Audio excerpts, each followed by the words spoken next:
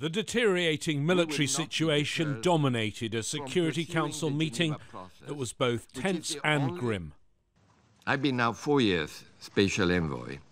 This is as violent and worrying and dangerous a moment as any that I've seen in my time.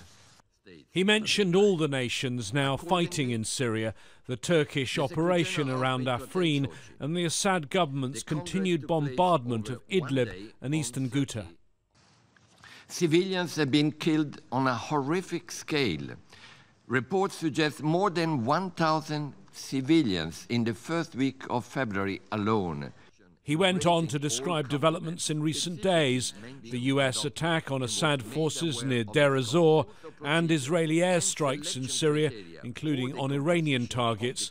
But both these operations were later defended by the US ambassador. And the United States will always reserve the right to act in self-defense. The Assad regime has become a front for Iran, Hezbollah and their allies to advance the irresponsible and dangerous agenda for the Middle East.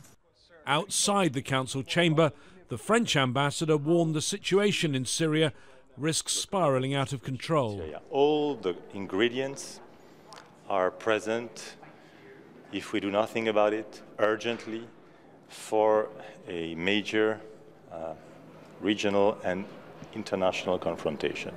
The UN's latest modest peace effort, based on the outcome of a conference in the Russian city of Sochi, seems now to be in doubt.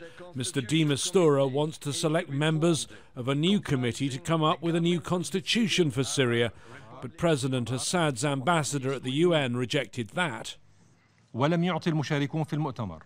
Participants of this conference did not grant any authority for Mr. de Mistura to set up this committee.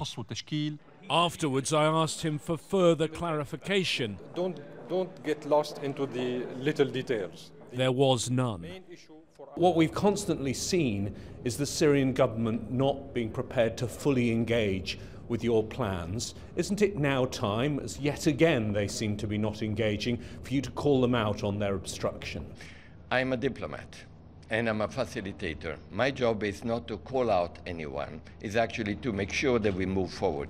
In the hours before the Security Council meeting, the first convoy of aid was delivered since November to eastern Ghouta. Every bit of help is obviously welcomed by a starving community, but diplomats pointed to a familiar and somewhat cynical pattern by the Syrian government.